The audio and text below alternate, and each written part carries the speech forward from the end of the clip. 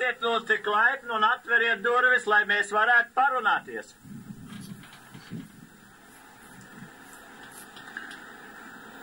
Šeit jautājums ir ļoti nopietns.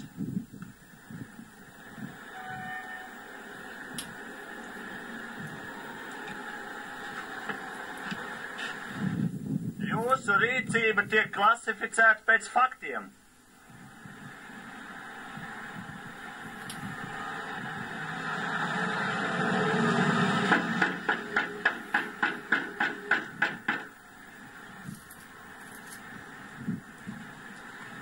Halo, jūs visi mani dzirdat? Jūs iekšā esat apmēram 15-20 cilvēki.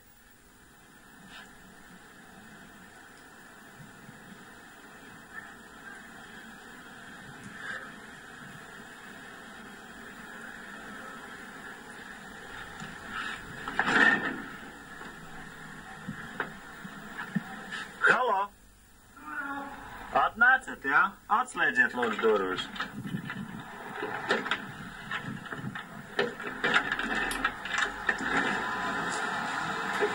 Labs vakars. Es vēlējos nopietņās parunāt. Nē, nu, laikam nebūs sarunas. Nebūs ne saruna, draudzīgi, nekā nebūs. Tu veltīgi te mokies, vai ne? Tas viss ir veltīgi. Es neko nemokos uz patreizējo momentu. Es esmu Edvīns Freimantāls, tu mani zini, jā. Es zinu, jā, kāpēc ne, jā. Tāpēc, lūdzu, es gribētu, lai tu varētu... Jā, es gribētu zināt, lai kāda ir uz patreizējo brīdi situācija. Tā, tātad notiekās... Tarakāns Indē. Tagad Indē Tarakāns, 6. radiena, jā? Tā. Man pazvanīja un pateica, ka uz patreizējo brīdi telpās, kuras ir Latviešu biedrībā... Tatāri sanākuši. Nē, tatāri nav sanākuši. Kad uz patreizējo brīdi ir attaisītas durvis vaļā uz tām telpām, kurā atrodas materiālās vērtības. Es gribu uzzināt, ko tas nozīmē, un es gribu parunāt normāli, kā ar cilvēkiem runāt. Jā, visi noblombēts un viss runas sāksies rīt 9. Runas sāksies rīt 9. Jā. Nozīmīgās. Un kāpēc ar maniem šodien nevar parunāt? Tā kā, kāpēc tev runāt šodien? Nu, kas tad naktī? Par šo? Nu, labi. Nu, ko tev naktī te runāt? Plēsīs zīmogus nos un skaidrs. Nē, nekas nav jāplēš nos. Es vienkārši vēlētos ieiet. Vajag izlasīt šodien avīzē. Rīgas balss vajag izlasīt. Nu, teikt. Rīgas pilsētas valdes lēmuma kārtība, ieejas kārtība. Nu, tā tiek realizēta. Tiek realizēta ar Rīgas pilsētas... Kāda kārtība tiek realizēta? Izlas avīzi, jā? Nē, nu es gribēju vienkārši uzzināt visu šito lietu. Es neesmu informātors nakts vidū uz ielas informēt tev par avīzē, kas ir rakstīts. Izlas avīzi un netēlo muļu. Man ir jautājums vienkārši tāds. Vai man ir tagad lēnam iespēja ieiet iekšā un parunāties ar cilvēku? Šodien nav. Nekāds. Nemazāko cerību, es domāju. Aha. Tātad tas ir nevēlam un nevajadzīgi, ja? ja? Tas vienkārši lieki. Kāpēc nevēlam? Varēs filmēt. Nu, rīta laiku lūdzu netiek. Tagad ir nakts, nams ir slēgts. Variet. Visi noblombēt, kas jānoblombē cilvēki. Labi, telpas tiek noblombētas, viss tiek izdarīts, ja? Un jūs darat pagaidām uz patreizējo brīdi to darbu, kur jūs uzskatāt pa pareizi, ja? Pilnīgi pareizi. Man ir jautājums. Tā, jā, es iešu mierīgi gulēt. Jautājums man ir vēl viens atklāts. Vai telpas tika atvērtas vaļā? Neviena telpa tika atvērta. Kas bija vaļā, tās tika aizblombētas. Kuras telpas bija vaļā, tās tika aizblombētas un aizvērtas. Tās telpas, kuras bija ciet, tās nav aiztiktas. Tās nav aiztiktas. Uz patreizējo brīdi, ja? Neviena. Aha. Un? Dažas ir aiznaglotas. Un dažas ir aiznaglotas, ja? Tā. Un ar ko? Varbūt nomierināties visu labi. Labi, es nomierinu. Mans uzdevums Nekas nav noticis. ir tas, kad pēc telefona zvana, kur man...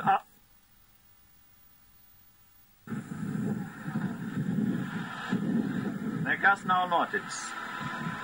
Aha. Nu labi, tā tad rītdien runāsim. kārtībā. Tātad nakts no 4. uz 5. 18. uz 19. februāru 1993. gadā. Pūkstens apmēram 1 naktī. Tā bija atbilde, kur man sniedz tie cilvēki, kur šajā brīdī iekšā rīkojās. Man pa durvīm iekšā neielaida, lai es varētu uzzināt, kāda lietas būtība.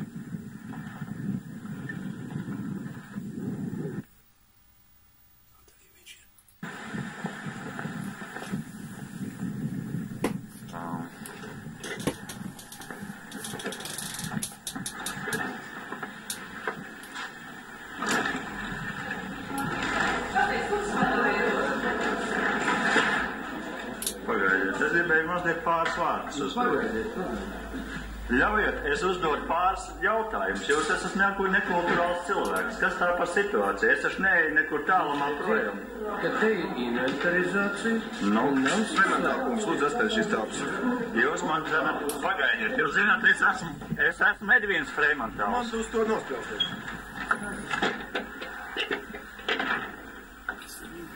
Mani izgrūda ārā. Tātad jūs uz patreizējo momentu ar maniem nevarat parunāt? Halo? Halo? Mani izgrūda ārā. Sarunas vispārībā neiestājās.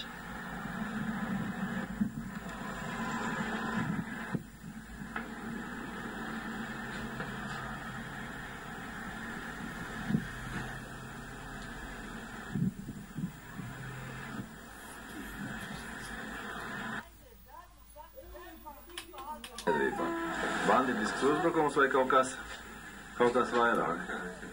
Kaut kādi cilvēki ielaužās namā, kārtības uzraugus, rādzim, ko izdara, okupē, aizslēdz durvis ciet.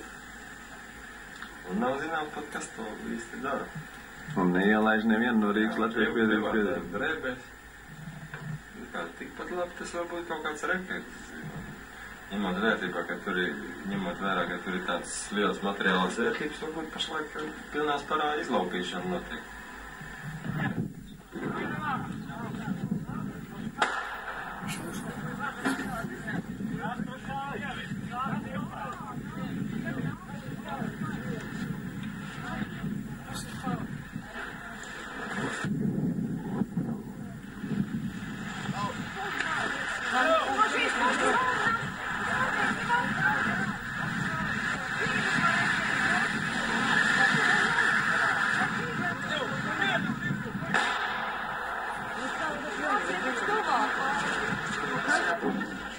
Beidziet, nu ko jūs darījāt?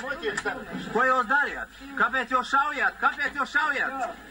Ko jūs darījāt? Nenormālie, ko jūs darījāt? Kā pavēli jūs izpildiet? Ko jūs darījāt? Ko jūs darījāt? Ko šauja pistoli? Kāpēc viņš šauja? Uz cilvēkiem. Ko jūs darījāt? Kādēļ jūs šaujat? Nenormālie. Kādēļ jūs šaujat? Kādēļ jūs šaujat? Ko viņi sit? Ko viņi sit? Ko viņi sit? Ko viņi sit?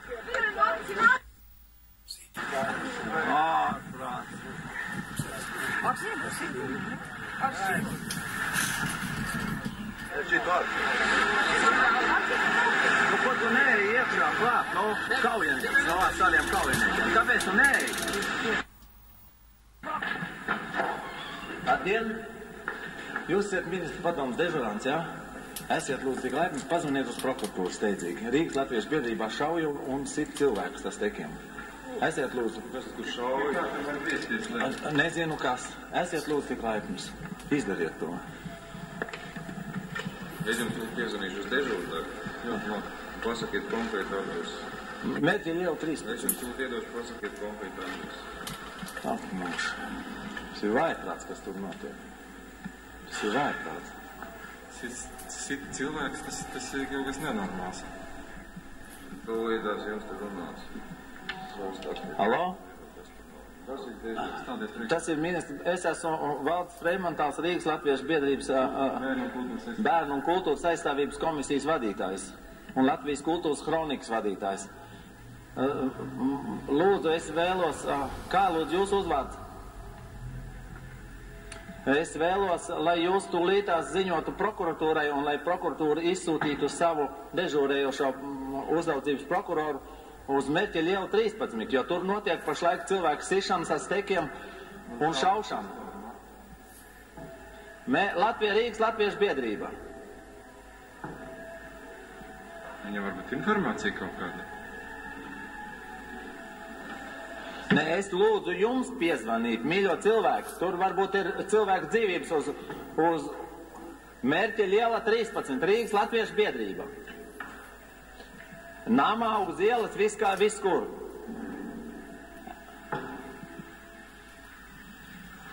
Jā, lūdzu, esiet tik laipni pazvaniet uz pilsētas prokuratūru, lai uzraudzības prokurors nezinu, kas tur ir. Nezinu. Tur ir nepieciešama prokurora iejaukšanās. Tur ir cilvēki, apbruņot cilvēki, un tur notiek lielas nelikumības. Nezinu, tas ir spēks tur, lai neutralizē, lai nenotiktu vardarbība. Nekādu policijas daļu. Uz prokuratūru. Bet es jums pasaku, es jums pateicu. Prokuratūra. Es lūdzu jūs savienot ar prokuratūru un piezvanīt prokuratūrai. Prokuratūrā. Šodien piekdiena. Piekdienā neviens nepieņems. Vispārējais uzraudzības nodaļas priekšnieks.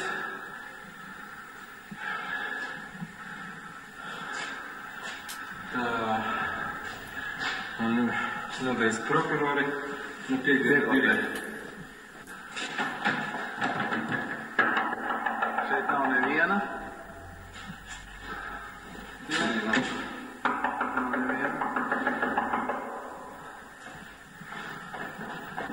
Ejam stāvlējā. Centra rajona prokuratūra. Arī šeit nav neviena. Bet laiks nav rakstīts vienkārši. Tik jāizprāvēt priekšā neapsēšu. Latviešu biedrības biedras un lietvedes, Vides aizsardzības kluba un Latvijas Nacionālās neatkarības kustības dalībnieces Līgas Krūmiņas liecība, kas publicēta 1993. gada 13. jūlijā laikrakstā Pavalsnieks. 18. februāra rītā mēs saņēmām brīdinājuma vēstuli par to, lai nododam atslēgas pilsētas valdes pilnvarotajam pārstāvim. Pretējā gadījumā viņi pielietos visus viņiem pieejamos līdzekļus, kas arī tajā pat vakarā 22:45 minūtēs izpaudās jau darbībā. Atrasdamās tai vakarā biedrības namā, biju atbildīga par telpām un dokumentāciju. Kad pēc pieprasījuma nodot visas atslēgas Graudoņa frakcijai, es atteicos to darīt. Pret mani tika pielietots spēks un gāzes baloniņš. Aktīvu dalību pie tā ņēma Andrejs Čurbis, Jānis Lazda un Arnisarg, kura uzvārdu nav izdevies uzzināt. Gala rezultātā man apdedzināja seju un acis, izsita vienu zobu un nozaga personību apliecinošos dokumentus, naudu un arī visas piezīmju klades. Visu šo eksekūciju vadīja un rīkoja Mirdza Stirna, tagadējā biedrības nama direktore. Pēc visa notiekošā mums tīri praktiski nebija iespējams noturēt pilnvērtīgu 20. februāra pilnsapulci. Ilmārs Drūlis 19. februārī tika arestēts, kā arī smagi piekauts tika apsardzes priekšnieks Vilis Kalējs, kuram bija jāsniedz operatīva medicīniskā palīdzība. Neskatoties uz smago stāvokli, arī viņš tika arestēts. Pret Kalēju vārdarbīgi izrīkojās Daugavas vanagu grupas vadītājs Reinholds Kalniņš. No šīm nelietībām nebija pasargāts arī bijušais leģionārs Ilmārs Kalsers, kas jaunības gadus bija pavadījis Krievijas nāves nometnē tikai par to, ka viņš turēja svētu savu tēvu zemi, Latviju. Pret viņu pacēla roku jauneklis, kas gadu skaita ziņā varētu būt vecā vīra mazdēls. Šīs akcijas krusttēvs un kurators bija pilsētas valdes priekšsēdētājs Andris Teikmanis un viņa izpalīgi Andris Lācis un Tālis Kauliņš. Pēc visa notiekošā griezos vairākās avīžu redakcijās pēc palīdzības, kur raksti tika gan pieņemti, bet netika publicēti, motivējot ar to, ka bija rīkojums visu, kas saistīts ar druļļbiedrību, aizliegts publicēt. Gala rezultātā mēs esam palikuši kā biedrības biedri, tā politiskas organizācijas, bez pajumtes, ko arī vajadzēja panākt sovietiskās iekārtas piekritējiem. Šādas situācijas ir visā Latvijā, kuriem nav pieņemams komunistiskais režīms, tie tiek uzskatīti par personām non grata. Šobrīd biedrība ir pārvērsta par bijušās kompartijas biedru un tā saucamās inteliģences perēkli. Ja kādam ir interesi iedziļināties visās latviešu biedrības peripetijās, informāciju var saņemt personīgi no manis, kā arī no Ilmāra Druļļa kā biedrības priekšnieka, jo kā tādu mēs viņu esam saglabājuši, jo ceram ar laiku savu darbību atjaunot. Viss šeit izklāstītais, lai ir tautiešu vērtējumā. Rīgas latviešu biedrības priekšsēdētājs Ilmārs Drullis un biedre Līga Krūmiņa ir devušies mūžībā. Viņu balss un pieredze paliek kā liecība par laiku, kad patiesība bija jāsargā ar savu dzīvi. Tagad informāciju par Rīgas latviešu biedrības gaitām un peripetijām jāmeklē pašiem tautiešiem.